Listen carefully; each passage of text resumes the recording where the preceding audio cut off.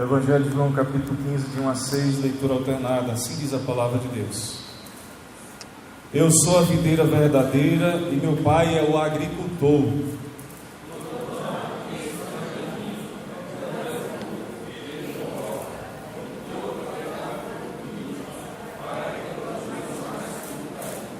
Vós já estáis limpos pela palavra que vos tenho falado.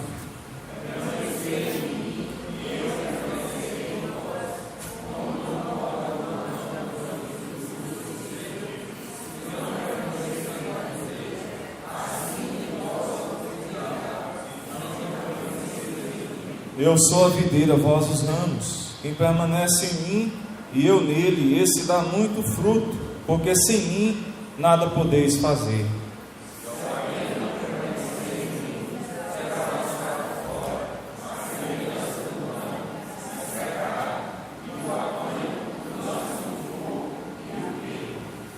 Amém. Irmãos, permaneçam com suas Bíblias abertas, a gente vai caminhar nesse texto na noite de hoje. O escritor Ambrose, irmãos, de Bierce, no livro Dicionário do Diabo, ele define os cristãos da seguinte maneira: o cristão é alguém que segue os ensinamentos de Cristo, desde que não atrapalhem a vida de pecado. Vou novamente repetir: o cristão é alguém que segue os ensinamentos de Cristo, desde que não atrapalhe sua vida de pecado. Essa é a conclusão desse autor, quando ele vai observar o cristianismo contemporâneo. E nessa frase, meus irmãos, ele despe totalmente esse cristianismo contemporâneo de seu entusiasmo. Nós podemos observar que em muitos momentos nós vemos cristãos entusiasmados, prontos a seguir, mas muitas vezes não tão prontos para obedecer a Cristo Jesus. E nesse sentido, ele, irmãos, então, despe esse cristianismo contemporâneo do manto de sua espiritualidade. Não é possível nós, irmãos, sermos cristãos sem obedecermos a Deus e a sua palavra. Ou somos ou não somos. A gente pode pensar que é, mas se não existir, se não houver obediência, a nossa espiritualidade, na realidade, ela não passa de uma, irmãos, mera infantilidade, uma caminhada sem obediência. Eu já tenho dito aos irmãos aqui, eu não sei qual é o número do sermão, a gente tem falado muito no Evangelho de João, a partir do capítulo 12, mas é importante, irmãos, nós observarmos que o propósito de João está lá em João capítulo 20, versículo 31, que é mostrar aos seus leitores que Jesus Cristo é o Filho de Deus. E o curioso é que João, então, ele divide o seu evangelho em 7 sessões. De 1 a 6, ele faz uma divisão. De 7 a 10, outra. De 11 a 12, também. Nesse primeiro momento, nós temos aqui o ministério público de Jesus. Podemos dizer que de 1 a 12, ele falou publicamente. A partir do versículo do capítulo 13, meus amados irmãos, nós temos agora o ministério pessoal de Cristo Jesus. No capítulo 13, ele ilustra o novo mandamento, o mandamento de amor.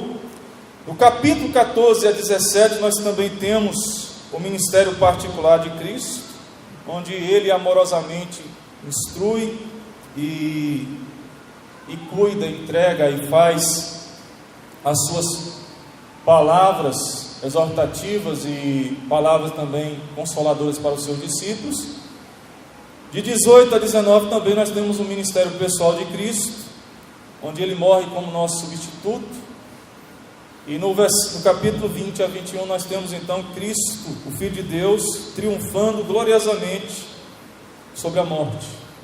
Então, queridos irmãos, o nosso texto está inserido então no capítulo 15. E o objetivo de João aqui é um objetivo particular. João quer falar com os discípulos em particular. Nós já vimos o contexto, eles estão numa sala de jantar.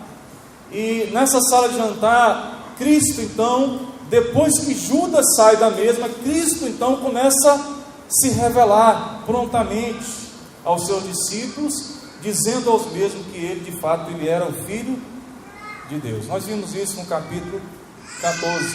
E hoje, meus amados irmãos, nós vamos ver a partir desse texto o tema Fundamentos Bíblicos para a Frutificação da Igreja. Eu acredito que todos nós temos no nosso coração um alvo, queremos ser cristãos melhores, não do tipo do Ambrose Bierce, que diz que esses cristãos contemporâneos, eles não têm muita coisa de Deus. Essa é a visão dele. Mas se nós não queremos ser esse tipo de cristão, nós temos, irmãos, que entender esse texto. E é muito importante nós observarmos que no texto nós temos então, irmãos, a seguinte divisa: nós temos o papel do filho, nós temos o papel do pai e nós temos o papel da igreja, dos discípulos. É muito interessante, e aí logicamente nós poderemos ver o restante do capítulo em outro momento, mas hoje nós vamos falar sobre esses fundamentos aí bíblicos para a frutificação da igreja. Em primeiro lugar, anotem, meus amados irmãos, a partir do versículo 1, que João nos mostra claramente que o papel do filho é produzir vida e nutrir a igreja. Repito, o papel do filho é produzir vida e nutrir a igreja. Ele diz, no versículo 1, eu sou a videira, o quê? Verdadeira. Eu sou a videira verdadeira. Nessa frase, meus irmãos, Jesus está nos mostrando que Ele é igual ao Pai. Nós temos uma ênfase aqui. Por várias vezes no Evangelho de João, Jesus vai citar aquela frase que está lá em Êxodo capítulo 3, versículo 14, quando Deus se revelou a Moisés no deserto, dizendo, olha, eu sou. Ali nós temos, irmãos, o nome de Deus. E curiosamente, por várias vezes no Evangelho de João, Jesus diz, eu sou. Quer ver? Por favor, se você for curioso, você vai ver no capítulo 6, versículo 35, ele vai dizer, eu sou o pão da vida. Vejam, quem é que poderia dizer assim, eu sou o pão da vida? Ele diz, eu sou o pão da vida. No capítulo 8, versículo 12 do Evangelho de João, ele diz, eu sou a luz do mundo. Imagine um homem dizendo, eu sou a luz do mundo. Mas ele não diz somente que é a luz do mundo, mas no capítulo 10, versículo 9, novamente nós temos a frase, eu sou, ele diz, eu sou a porta. Se alguém entrar por mim, será salvo, entrará e sairá e achará pastagem. No capítulo 14, versículo 6, o conhecido versículo, nós temos, eu sou o caminho, a verdade e a vida. Agora no capítulo 15, versículo 1, ele está dizendo, eu sou a videira verdadeira. Queridos irmãos, aqui nós temos então títulos que elevam Cristo ao nível de Criador, mantenedor, Salvador e Senhor. A analogia da videira era uma analogia muito conhecida dos judeus.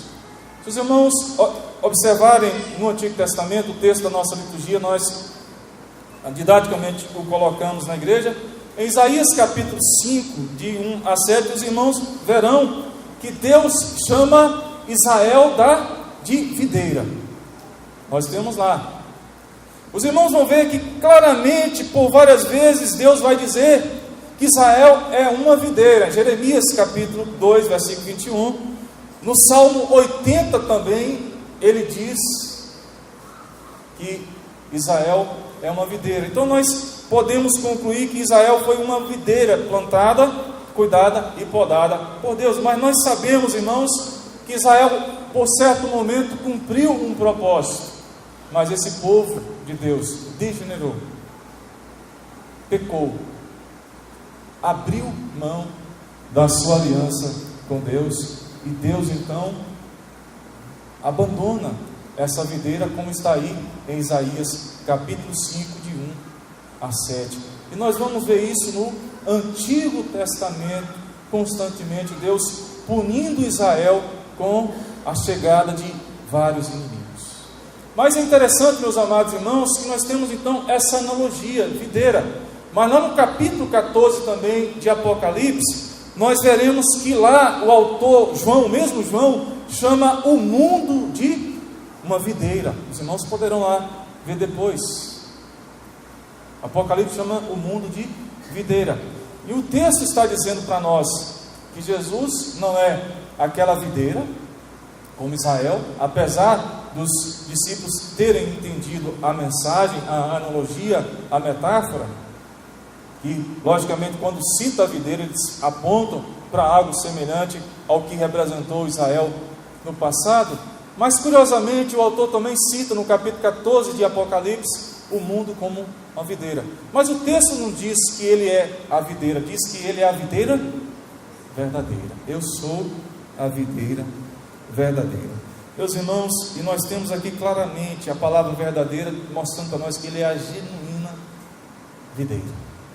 Não o que tipificou Israel, não o que o mundo oferece às pessoas, mas ele está mostrando claramente para nós, ainda que existam muitas videiras, oferecendo N tipos, N filosofias de vida, N promessas que saciam a sede. Jesus está dizendo: olha, eu sou a genuína videira, a videira verdadeira, final, e a videira real. Meus irmãos, todo aquele que quer conhecer a vida e produzir fruto deve estar ligado a Jesus Cristo. Essa é a mensagem quando ele diz: eu sou a videira. Se você quer vida nesse mundo, você tem que entender, se colocar, se render a essa videira verdadeira, que ele mesmo diz aqui no texto: eu sou a videira verdadeira. Queridos irmãos, Cristo é o meio de frutificação da igreja. No versículo 4, ele diz: permanecei em mim e eu permanecerei em vós. Como não pode o ramo produzir fruto de si mesmo, se não permanecer na videira? Assim nem vós o podeis dar, se não permanecerdes em mim. Lá no versículo 5, ele novamente diz: eu sou os ramos, quem permanece em mim e eu nele, esse dá muito fruto, porque sem mim nada podeis fazer. Que coisa maravilhosa é quando nós descobrimos quem de fato é Jesus Cristo, o Filho de Deus. Para uma mulher que estava com sede de vida, sede existencial, lá no capítulo 4, ele diz: eu sou a água da vida. Aquela mulher que procurara saciar aquele anseio do seu coração com homens, e Jesus confronta aquela mulher dizendo: olha, você já tem mais de 5 maridos, vai lá, chama esses maridos, chame seu marido. E ela fala: não tenho. E aí ele começa a mostrar para ela que ele era a água da vida. Meus irmãos, nós não conhecemos outro que chegue e diz claramente para nós: olha, eu sou a videira verdadeira, eu sou o pão da vida. Sabe o que Jesus Cristo está mostrando para nós aqui? Ele é aquele que produz vida no coração do homem pecador, do homem que cansou de viver, que não experimenta nada nesse mundo, tem tudo, mas não tem nada. Ele está dizendo claramente isso. E nesse sentido, meus irmãos, se os irmãos quiserem caminhar mais um pouquinho para entender essa questão de que Cristo produz vida, os irmãos poderão ver em João capítulo 10, versículo 9, ele nutrindo a sua igreja. Efésios capítulo 5, versículo 26 a 27, fala que Cristo amou a sua igreja e a si mesmo se entregou por ela, para cuidar dessa igreja, para nutrir essa igreja, para santificar essa igreja, para produzir vida nessa igreja. Efésios capítulo 2, ele diz: Ele vos deu vida, estando vós mortos nos vossos delitos e pecados. Mas não para, meus irmãos. Em Hebreus capítulo 13, versículo 15, o autor de Hebreus vai falar para nós que Cristo é o meio, Cristo é a razão para que nós cantemos, para que nós ofereçamos alguma coisa válida para Deus. Sem Ele nós não podemos fazer absolutamente nada, nem orar. Sem Cristo nós não temos vida e nós não temos nutrição, irmãos, para desempenhar o nosso papel nesse mundo. Essa é a primeira verdade do texto. Mas a segunda verdade que o texto nos oferece é que o papel do Pai é cuidar e limpar da igreja. É interessante, meus irmãos, porque ele diz: olha, eu sou a videira verdadeira e meu Pai é o agricultor. E aqui Jesus está claramente dizendo para nós que o seu Pai cuida e limpa a igreja. E aí ele continua: todo ramo que estando em mim não der fruto, quem é que corta? O Pai, o agricultor. Ele o corta, e todo que dá fruto limpa, para que produza mais fruto ainda. Vejam, irmãos, que Cristo está ciente da sua relação com Deus Pai. Ele chama Deus de meu Pai. Eu sou a videira verdadeira e meu Pai é o agricultor.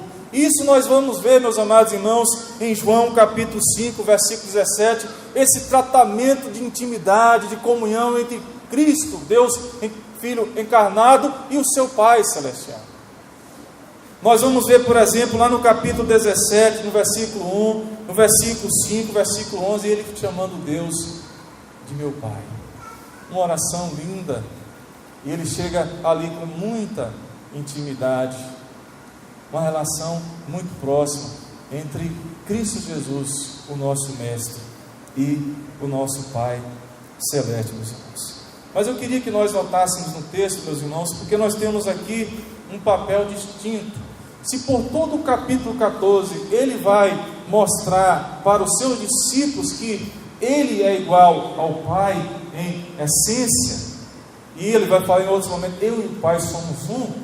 Agora, quando ele diz: olha, eu sou a videira verdadeira e meu Pai é o agricultor, nós temos aqui de fato, meus irmãos, uma ênfase. Jesus está fazendo uma distinção agora, onde ele está mostrando para nós uma diferença. O papel, o filho tem um papel, e o papel do filho é dar vida e nutrir a igreja, e o papel do Pai é cuidar dessa igreja e limpar a mesma. Papéis diferentes. Nós vamos ver isso, irmãos, na teologia. A teologia chama isso de trindade ontológica. Depois você pode olhar lá no Google acerca disso, que reflete a questão de que eles têm a mesma essência. Mas nós temos também a trindade econômica.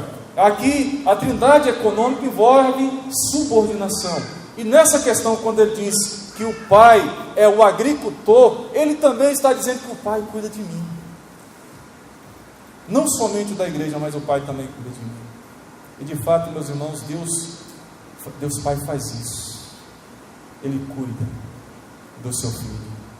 Ele cuida da obra do seu filho. E ele também cuida da igreja.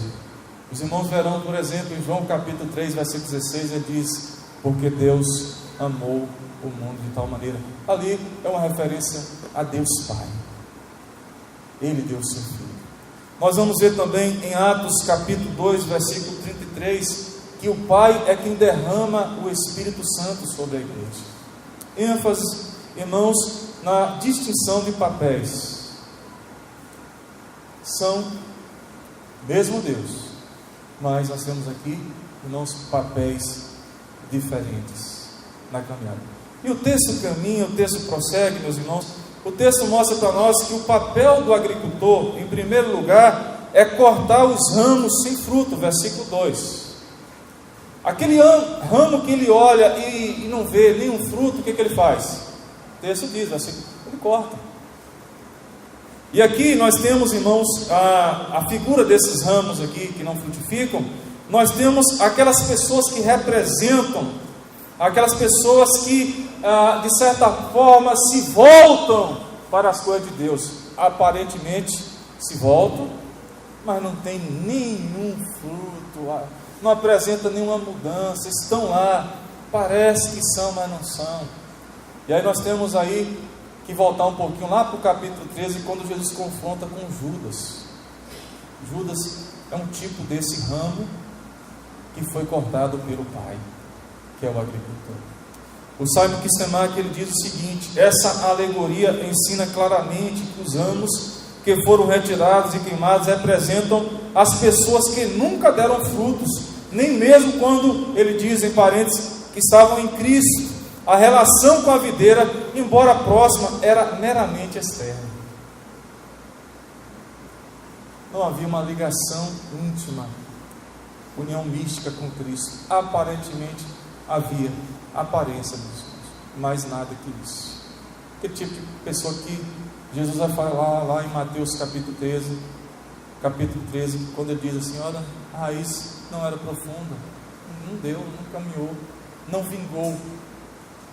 E diz a palavra de Deus claramente que o Pai pega esse ramo, e o que ele faz com esse ramo? Ele corta, e nós vamos ver, e lança no fogo.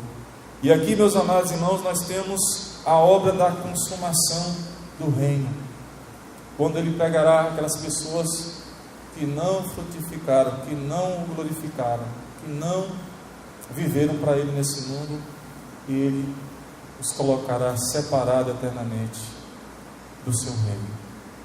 Nós podemos ver claramente essa figura em Mateus capítulo 13, versículo 40, e em Apocalipse capítulo 14, versículo 18.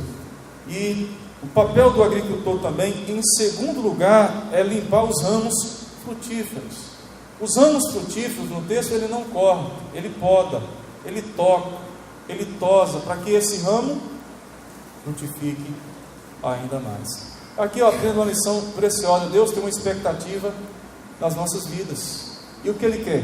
Que nós produzamos frutos, que nós vivamos para a sua glória. Ele constantemente poda o ramo para que a seiva seja concentrada na produção de frutos. E essa limpeza aqui, meus amados irmãos, uma coisa maravilhosa aqui é simbolismo de justificação. E o Pai, ele assume a liderança como nosso agricultor, aquele que cuida de nós, ele limpa. Lembra que Judas não estava limpo? Os irmãos verão claramente essa doutrina da justificação em Romanos capítulo 3, versículo 25, Romanos capítulo 5, versículo 1. Deus nos declarando justos diante da sua presença e nos santificando para que nós vivamos uma vida que o agrade. O Pai, ele faz essa limpeza, ele nos santifica, ele nos purifica, para que nós rendamos mais, para que nós frutifiquemos, para que nós tenhamos o fruto do Espírito Santo, irmãos, em evidência nas nossas vidas. Nós vivemos um dia onde qualquer tipo de pessoa fala: eu sou crente, mas a gente olha assim, não vê fruto, não vê vida, não vê regeneração. Para esse tipo de pessoas, Jesus está dizendo: olha, Ele vai te cortar, Ele vai te lançar no fogo, porque você não é alguém de fato ligado à videira verdadeira.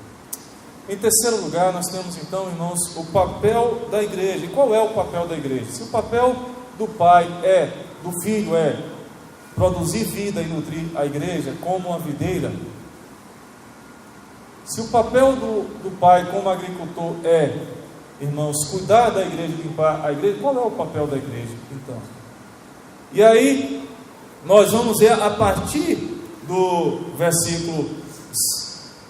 dos versículos aí 3 em diante, o Senhor falando acerca disso. E o papel da igreja então, em terceiro lugar, é permanecer em Cristo.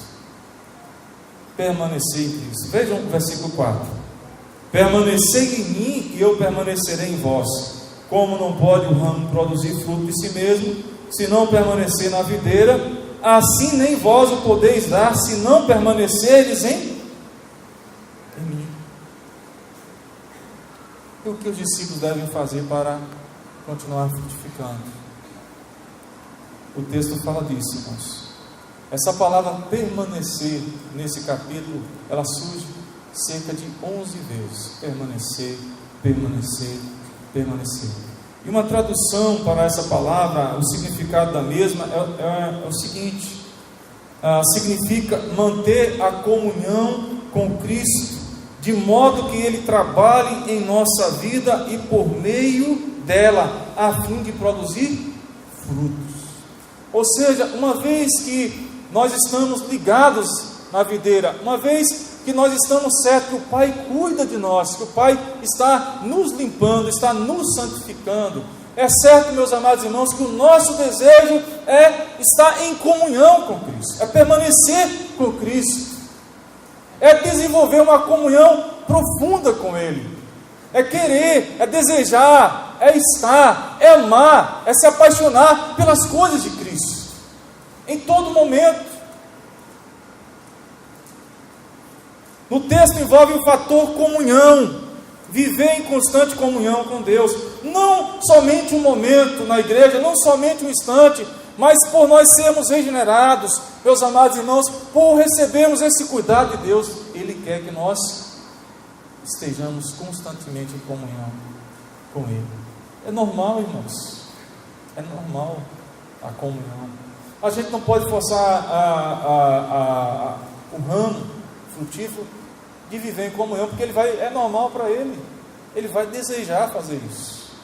Mas o outro fator que o texto nos oferece, irmãos, acerca o que o discípulo deve fazer, é que o discípulo ele precisa viver em obediência. O versículo 4 diz: permanecei em mim. Se nós não permanecermos no Senhor, nós não frutificaremos. E aqui envolve obediência, permanecer. Viva em comunhão. E aqui nós temos, irmãos, exatamente uma palavrinha muito importante na nossa caminhada: obediência. Se você quer desfrutar da presença de Deus constantemente, crescer em graça e conhecimento, você precisa viver em obediência. Envolve isso no texto: permanecei em mim. A igreja não precisa fazer muita coisa para ela crescer. O que ela precisa fazer é permanecer em obediência, obedecendo aquilo que Cristo quer que nós vivamos. Mas no texto também, irmãos, nós temos o fator dependência, porque o texto é claro em nos dizer que longe dele nós não produziremos frutos. Ele diz claramente: sem mim nada podeis fazer. Sem mim nada podeis fazer. O marketing,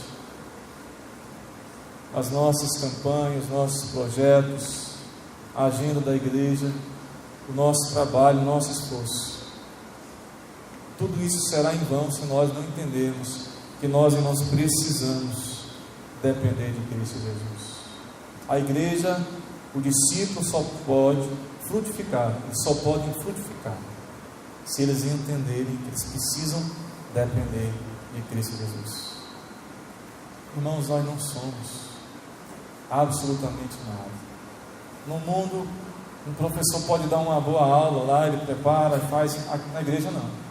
Pode preparar, pode ser o melhor professor, mas se ele não depender da graça de Deus, de Cristo, a videira, ele não dará uma boa aula. Eu poderia falar muitas coisas. O casamento nosso, sem essa dependência da videira verdadeira, nós não seremos bons cônjuges, seremos mais ou menos, mas não desfrutaremos da plenitude que está lá em Efésios capítulo 5, a partir do versículo 22, um modelo, um protótipo, meus amados irmãos, de uma família abençoada, resultado da ação do Espírito Santo de Deus. Sem Ele nós não faremos absolutamente nada valioso para o reino de Deus. Por isso Ele diz: sem mim nada podeis fazer. O papel da igreja é depender de Cristo Jesus. Mas o texto também, irmãos, caminha para nos mostrar que nós precisamos, para frutificarmos, nós precisamos depender. Além de depender, nós precisamos perseverar. Notem, ele diz: se alguém não permanecer em mim, será lançado fora à semelhança do ramo e secará, e o apanham, lançam no fogo e o queimam.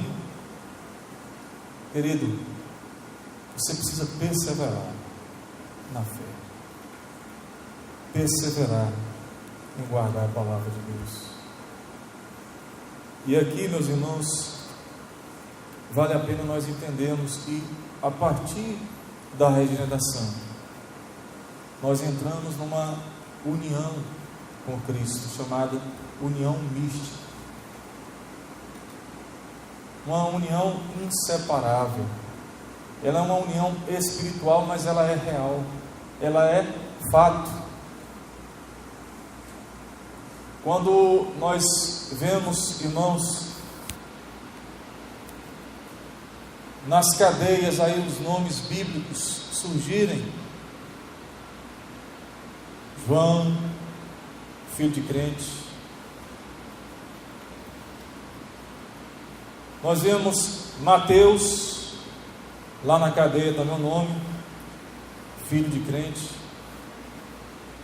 Ou outros nomes que lá estão, mas que de certa forma essas pessoas tiveram um contato com algum vínculo, com alguma casa de cristãos, mas que esses cristãos não fizeram nenhuma diferença na vida dessas pessoas. Essas crianças cresceram, viraram adolescentes, viraram jovens e hoje são delinquentes, apesar de um dia terem passado num lar cristão. Isso não pode acontecer. Isso, irmãos, é claramente aquilo que a analogia desse texto está dizendo: é um ramo infrutífero. Pessoas que estão dizendo que são cristãos, mas não são. Logicamente, eu não quero isso para a sua família.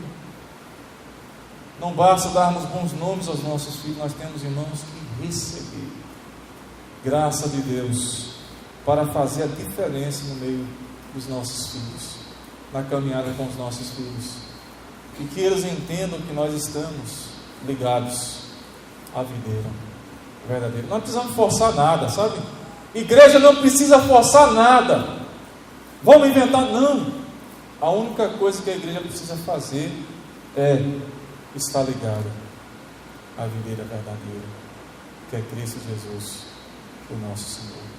Nessa noite, querido, entenda isso, perceba isso. Note a importância de você estar ligado a Cristo. E eu queria concluir esse texto, irmãos, trazendo algumas aplicações. Primeiro, Cristo nos deu todos os meios necessários para que produzamos frutos. Tudo que é necessário Ele já nos deu para que nós, de fato, façamos a diferença nesse mundo. Mostremos que nós caminhamos com Ele. Em segundo lugar, meus amados irmãos, nós aprendemos no texto que a essência da vida cristã é produzir frutos. Produzir frutos. O crente tem que produzir frutos. Fazer a diferença, ser semelhante a Cristo. Evidenciar o fruto do Espírito lá, como está em Gálatas, capítulo 5. Nós aprendemos no texto também, em terceiro lugar, que os frutos são visíveis ou comunicáveis. As pessoas veem, irmãos. As pessoas olham. E a nossa oração nessa noite é que, a começar pelo nosso lar, os nossos filhos olhem e vejam uma espiritualidade autêntica dentro do nosso lar. E lá nós cultivamos, que nós somos ramos frutíferos ligados à videira, e que nós amamos o Senhor e que nós obedecemos a palavra do Senhor, apesar do pecado que ainda habita em nós. Meus amados, nessa noite, para a gente concluir, você está certo, seguro, que é um ramo frutífero? Queria que você pensasse isso nessa noite.